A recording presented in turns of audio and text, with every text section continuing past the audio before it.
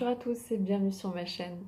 Aujourd'hui, je voulais voir avec vous ce point qui embête et gâche la vie de beaucoup de monde, qui est le regard des autres. À quel point ce regard, ce fameux regard, nous empêche d'être nous-mêmes, de vivre des expériences et de pouvoir juste avoir la joie d'être et de faire. Et je voulais, pour ce faire, l'illustrer avec une histoire qui m'est revenue il y a quelque temps. Et, euh, et que je raconte aussi de temps en temps à des personnes pour que ça puisse les aider aussi à prendre de l'ampleur et aussi pouvoir leur permettre de détacher leur histoire, ce qu'ils sont en train de vivre, juste pouvoir être en tant qu'observateur pendant un moment. Cette histoire, c'est une personne qui a traversé ma vie il y a quelques années, quand j'étais plus jeune, et donc j'ai envie de lui rendre cet hommage, car elle le mérite, tout simplement pour vous expliquer à quel point on s'empêche d'être et comment ça peut être si on se permet. Donc cette personne, c'était une amie que j'ai rencontrée quand je faisais des cours euh, à l'école. Je l'ai rencontrée sur, je ne sais plus trop mon âge à l'époque, ça devait être 13-14 ans. Et on était deux personnalités complètement différentes. Moi j'étais plus rebelle et elle était très fermée, très timide, loin d'être sûre d'elle. Elle avait des difficultés de langage, elle avait des difficultés aussi à l'écrit, à l'école, dans tous les domaines de sa vie. Et ces difficultés-là étaient dues à son environnement familial, donc pas de jugement, on commence par là. Un environnement assez difficile, dont une mère qui ne s'imposait pas et un père qui faisait partie de...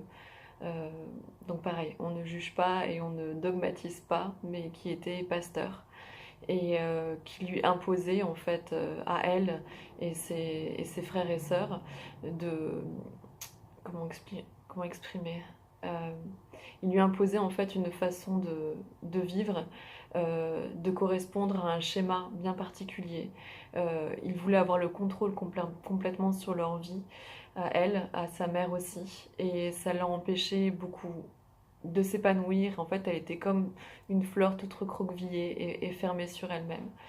Donc, je ne dis pas que c'est à mon contact, mais en tout cas, je plaide coupable, j'ai participé à changer un peu ça, de par mon exemple en fait, du contraire, de l'effet miroir toujours, du contraire que j'étais, de pouvoir être justement ce côté plus rebelle qui avait un problème avec l'autorité, qui n'acceptait pas qu'on m'impose les choses et qui ne souhaitait absolument pas correspondre aux critères qu'on me demandait et qui n'attendait pas non plus en retour, contrairement à elle, l'amour et la reconnaissance de ses parents.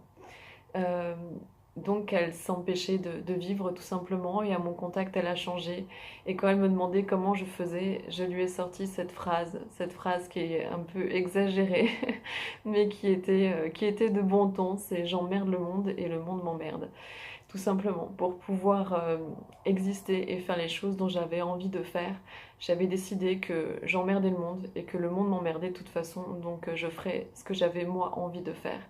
Je ne dis pas que j'avais raison à l'époque, j'étais dans l'adolescence, faut s'en mettre dans le contexte. Ça c'était une partie de la vérité, une raison, mais à un autre stade de vision. Voilà.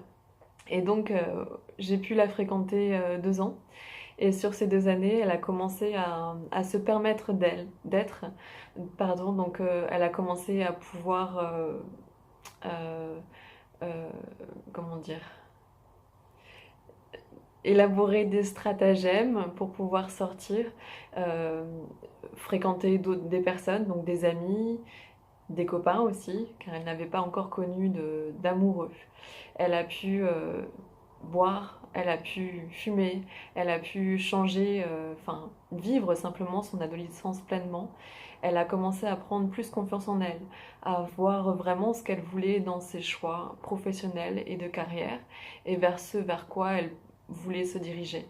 Et elle elle a vraiment changé et moi ça m'a fait vraiment beaucoup plaisir et beaucoup de joie de l'avoir évolué, d'avoir pu assister à cette transformation. Voilà, c'est comme quand j'aide des personnes ou quand je croise aussi des personnes, j'ai la chance de, et que je remercie beaucoup de pouvoir assister à leur transformation, pas constante, mais d'avoir des nouvelles par la suite ou de voir ensuite comment ça a fait et je trouve ça tellement magique et magnifique.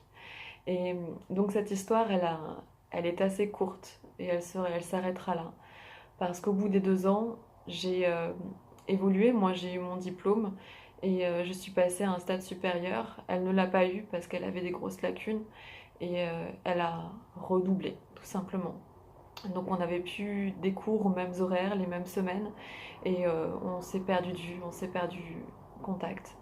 Et j'ai appris un jour, un soir, j'ai reçu un appel, un message d'une amie qui m'a annoncé son décès. Son décès par un accident de voiture avec une de ses sœurs et son père. Et, euh, et c'est pour ça que j'appelle au non-jugement et surtout, je ne juge pas moi-même, mais en fait, la voiture avait été arrêtée sur des rails de train et les portières verrouillées. Donc voilà, vous comprenez un peu. C'est pas là qu'on va en discuter ni en juger, c'est un parcours de vie. C'est quelque chose qui est davantage écrit avant. Euh, C'était une courte vie, mais une vie qui était bien remplie et qui en tout cas, moi je la remercie encore des années après, presque, enfin plus du double maintenant, d'avoir traversé ma vie parce elle m'a beaucoup enseigné et ça fait partie des belles âmes que j'ai pu croiser.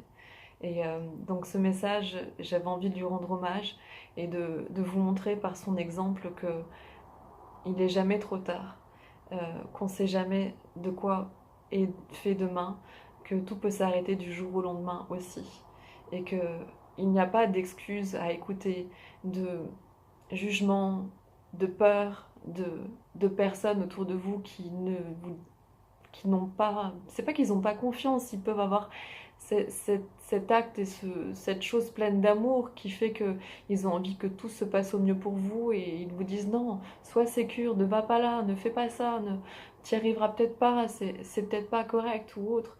La vérité, c'est que vous tracez votre propre chemin. Vous êtes unique et vous avez une voix et des potentiels, des choses à apporter au monde, une mission de vie, comme on dit, à faire. Et ça, c'est juste d'être vous-même, pleinement vous-même, avec tout votre amour et tout votre bagage, parcours, vos peurs, mais de foncer et d'oser. La seule chose que l'on retiendra à la fin de notre vie, c'est les regrets des choses qu'on n'aura pas su faire, qu'on n'aura pas su expérimenter. Et le regard des autres ne sert strictement à rien. Il y aura toujours, quoi que vous fassiez, des personnes qui vous encourageront, des personnes qui croiront en vous et qui seront tellement pleinement heureux de ce qui vous arrive dans la vie. Et il y aura aussi à l'inverse des personnes qui vous jugeront, qui vous jalouseront, qui vous mettront des bâtons dans les roues et qui vous diront aussi oh là, vas-y doucement là, sois pas foufou, etc. Mais là aussi, tout est valide et tout est ok, tous les avis sont ok, mais à vous d'écouter votre cœur, votre intuition et de suivre votre propre voie.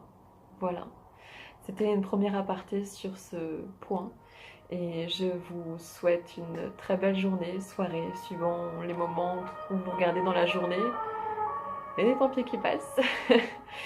Et donc voilà, si vous avez aimé, vous pouvez liker, partager la vidéo.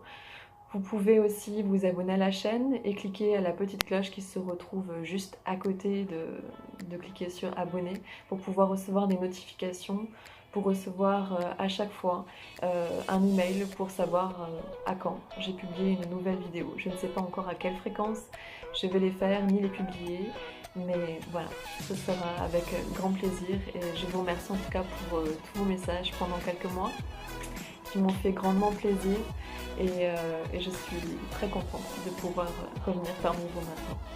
Voilà, je vous souhaite une belle journée et surtout prenez soin de vous et soyez doux avec vous-même.